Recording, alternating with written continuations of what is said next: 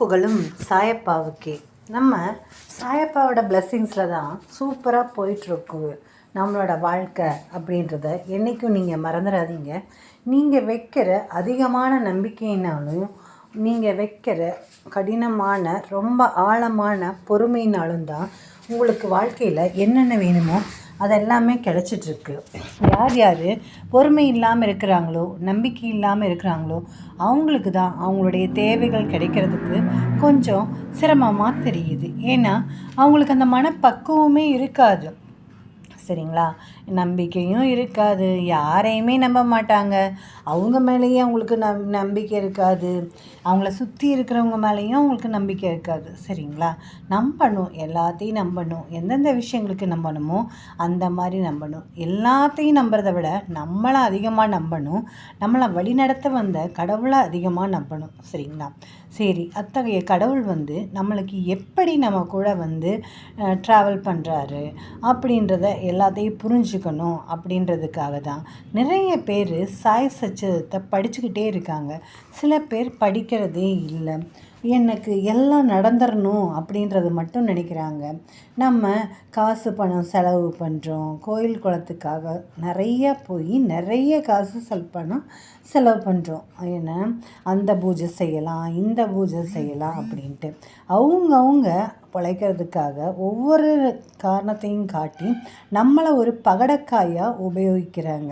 அது யாருக்குமே தெரியறதில்ல. ஆனால் ஒரு விஷயம், எந்த ஒரு விஷயத்துக்குமே டக்குன்னு பலன் கிடைச்சிடாது. நம்ம ஒன்றி போய் ஒரு மனநிலையில் இருக்கும்போது தான் அதுக்குரிய பிரதிபலன் இன்னொரு வகையில் நம்மளை தேடி வரும். இது நிதர்சனமான உண்மை. புரிஞ்சுக்கிட்டா உங்களுக்கு உங்கள் வாழ்க்கையில் ஒரு சொல்யூஷன் வேணும்னு நினச்சிங்கன்னா நீங்கள் டெய்லியும் சாய சச்சரிதம் ஒரு அத்தியாயம் படிங்க. கண்டிப்பாக சாயப்பா சொல்லியிருக்காரு, சச்சரிதம் எங்கெங்கே படிக்கப்படுதோ அந்த இடத்துலலாம் சாயப்பா இருந்து கேட்டுகிட்டே இருப்பாராம், உயிரோட உட்கார்ந்துருப்பார். இது சில பேத்துக்கு ஆமாம் எங்கே படிக்கும்போது வராரு அப்படின்னு நினைப்பீங்க. நீங்கள் மனப்பூர்வமாக படிக்கும்போது நீங்கள் அந்த காலத்துக்கே உங்களை கூட்டிகிட்டு போயிடும். அப்புறம் பார்த்தீங்கன்னா, இத்தகைய வியக்கத்தகு ஒரு சூப்பரான அப்பா நம்மளுக்கு கிடச்சிருக்கும்போது அவரை பற்றின முழு விவரத்தையும் நாம் தெரிஞ்சுக்கணும் இல்லையா? அதனால தான் நான் இன்றைக்கி அவரை பற்றி சில விஷயங்கள் உங்கள்கிட்ட ஷேர் பண்ணுறேன். சரிங்களா? அவர் எப்படி வந்தார் அப்படின்னு யாருக்காவது தெரியுமா? யாருக்கும் தெரியாது. சில பேருக்கு தெரிஞ்சிருக்கலாம். நம்ம கொஞ்சம் விவரமாக பார்க்கலாம்.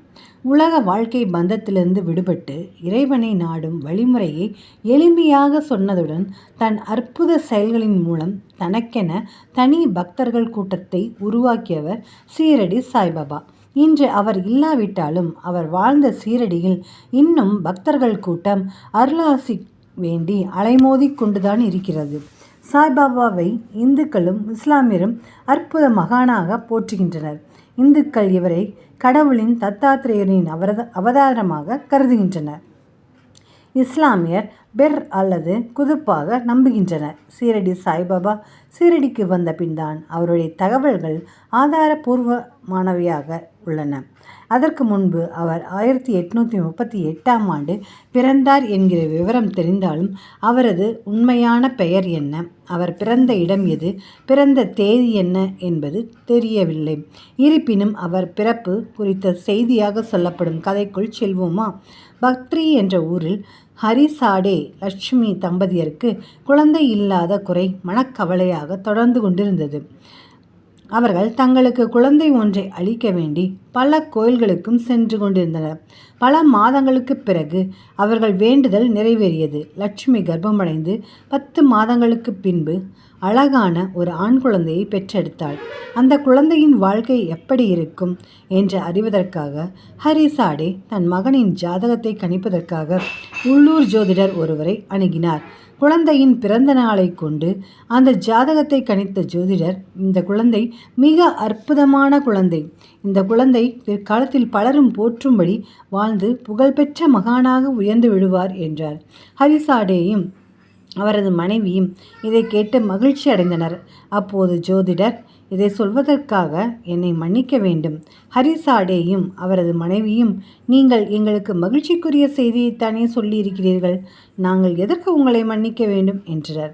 ஜோதிடர், உங்கள் மகன் மிகப்பெரிய மகான் ஆவது உங்களுக்கு மகிழ்ச்சிக்குரிய விஷயம் என்றாலும் இந்த குழந்தையை நீங்கள் வளர்க்க முடியாது. இன்னும் சில காலத்தில் இந்த குழந்தையை தத்து பெற்றுக்கொள்ள ஒருவர் வருவார். அவர் உங்கள் குழந்தையை தத்தெடுத்து சென்ற சில நாட்களில் நீங்கள் இருவரும் மரணமடைந்து விடுவீர்கள் என்றார். இதை கேட்ட அவர்கள் இருவரும் அதிர்ந்து போனார்கள். குழந்தை இல்லாத தங்களுக்கு குழந்தை அளித்த இறைவன் அந்த குழந்தையை வளர்த்து ஆளாக்க வேண்டிய கடமையை தங்களுக்கு அளிக்கவில்லையே என்று வருத்தமடைந்தனர். இருப்பினும் தங்கள் குழந்தை மகானாகப் போகிறது மகிழ்ச்சியில் அந்த வருத்தத்தை மறந்து போனார்கள். குழந்தை நம்முடன் இருக்கும் குறுகிய காலத்திற்காவது குழந்தையை அன்புடன் அதிகமாக வளர்ப்போம் என்று வளர்த்து வந்தனர். ஒரு நாள் லக்ஷ்மி தூக்கத்திலிருந்து திடுக்கிட்டு எழுந்தாள். அதே சமயம் ஹரிசாடேயும் திடுக்கிட்டு எழுந்தார். இருவர் முகத்திலும் பயம் தெரிந்தது. இனி நாளைக்கு என்னன்னு பார்ப்போமா? ஜெய் சாய்ராம். சாயப்பாவின் திருவடிகளே சரணம்.